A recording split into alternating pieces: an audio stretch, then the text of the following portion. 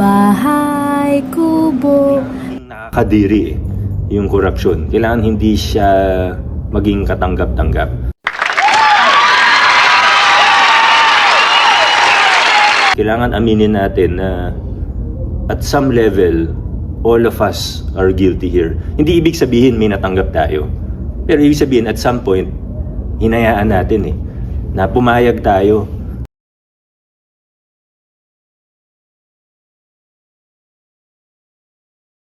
Mr. and Mrs. Marcos, Mr. Duterte, VP Sara, and many politicos.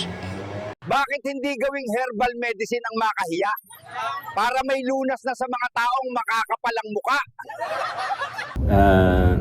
Na naging perception natin or thinking natin na hindi, ganyan talaga. Pag politiko, talagang yayaman yan. Resiliency nga ba? Talaga. Parang naging accepted siya kahit magtanong tayo sa ordinaryong tao, maramihan sasabihin, oo naging accepted Kinawawa natin sila.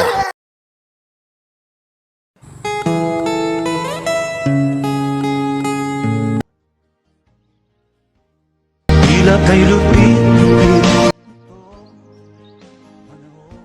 magtanim ay di biro, maghapong nakayuko, di man lang makaupo, di man lang makatayo. Kaso ko'y namamanhid, paywang ko'y nangangawit. They planted seeds with hope, harvest with sweat, and sell with tears.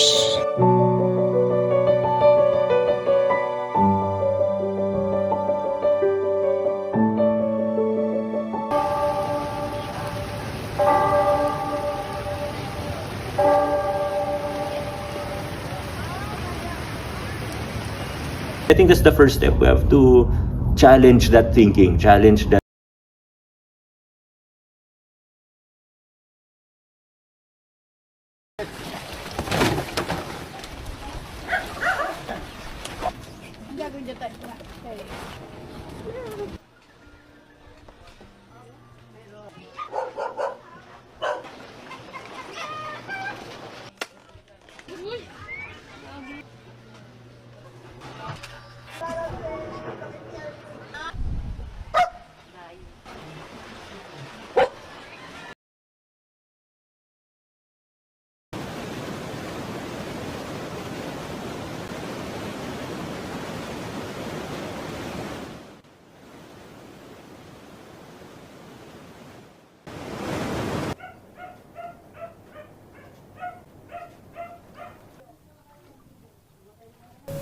Nandun po yung talagang natakot namin dahil ito po dapat mismo ng bahay ko yung sa kababahay ng pare ko yung tinamaan.